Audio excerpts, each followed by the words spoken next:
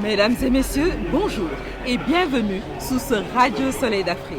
Plus précisément au cœur de la capitale sénégalaise pour l'ouverture de la 6e édition du Forum mondial de l'économie sociale et solidaire, je veux nommer le Dakar G7 2023. L'ambiance déjà constatée à l'ouverture de ce forum est quasi électrique, je dirais presque féerique, au vu du nombre de participants qui a pris d'assaut cette esplanade de la place du souvenir en ce 1er mai pour donner le top départ au pré-forum jeune qui se poursuivra jusqu'au 2 mai avant de laisser place au pré-forum Femmes le 3 mai, ainsi que le forum principal du 4 au 6 mai. Le G7, la ville de Dakar, le ministère de la microfinance et de l'économie sociale et solidaire, ainsi que le RACTES, co-organisateur de l'événement, ont déroulé ici même le tapis de la Teranga à leur haute venue des 4 coins du monde.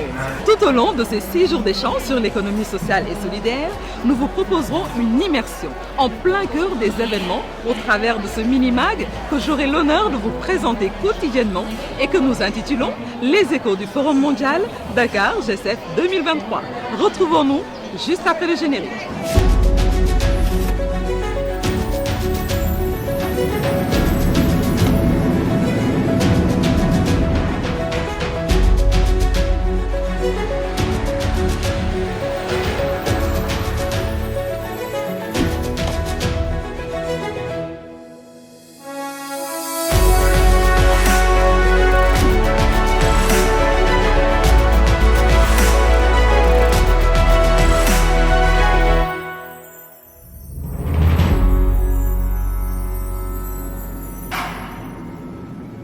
Comme je vous le disais à l'entame, le Forum mondial de l'économie sociale et solidaire pour sa 6e édition se déroule sur le continent africain, ici à Dakar. Thème de cette édition, la transition des économies informelles vers des économies territoriales, collectives et durables, ce qui reste une solution viable pour corriger les inégalités et atteindre les objectifs économiques, sociaux et environnementaux. Nous avons recueilli pour vous les avis de quelques participants que nous allons vous faire découvrir avant l'arrivée des officiels qui donnera le top départ du Dakar G7 2023. Les Sénégalais sont des gens hyper sympas et nous sommes très heureux parce que nous venons de très loin d'une petite île qui s'appelle Mayotte. Très loin, on a fait au moins 11 heures, 12 heures de vol pour être ici. Et quand on voit tout ce monde, l'enthousiasme de la jeunesse ici, on est très heureux et que nous sommes venus ici pour apprendre. Aujourd'hui, le G7 à Dakar, c'est sous la thématique de l'économie informelle. Sur le territoire de Mayotte, 3/4 en fait, de nos entreprises sont dans l'économie informelle. On est là dans la 6e région de l'économie sociale solidaire pour vraiment essayer qu'est-ce qu'on peut apporter de partage d'expériences et des échanges. Et surtout, c'est un mouvement qui est la première fois en Afrique. C'est la première fois en Afrique, il était bien organisé et c'est ça qu'on mérite. Impressionnée parce que c'est ma première fois déjà d'arriver à Dakar.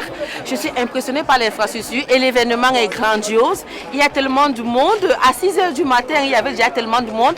On n'imagine même pas que ça se passe en Afrique. Pour nous, c'est l'occasion de voir d'autres initiatives qui sont faites par les jeunes et pour les jeunes et de rencontrer des acteurs pluriels et qui sont issus de différents pays. On vient du Canada, du Québec. Et puis, je trouve que c'est merveilleux cette initiative et ça se passe super bien le moment. Et puis, félicitations là, pour ce forum-là. Je représente le maire de Brazzaville en pêché et je suis très heureux d'être à Dakar. Je suis arrivé hier soir. En tout cas, Dakar, c'est une très belle ville et je vois que l'organisation bat son plein. On est dans le timing et le thème du pré-forum jeunesse est un très bon thème. C'est la première fois qu'on assiste à l'événement et je suis très heureuse et j'ai hâte de rencontrer les personnes pendant 6 jours pour échanger, innover, discuter autour des sujets de l'ESS.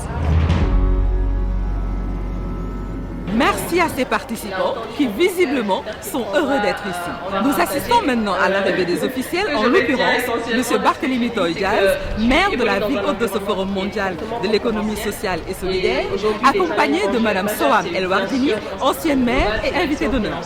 Nous assistons également à l'arrivée de Mme Victorine Anke-Dichinday, ministre de la microfinance et de l'économie sociale et solidaire, accompagnée d'une forte délégation.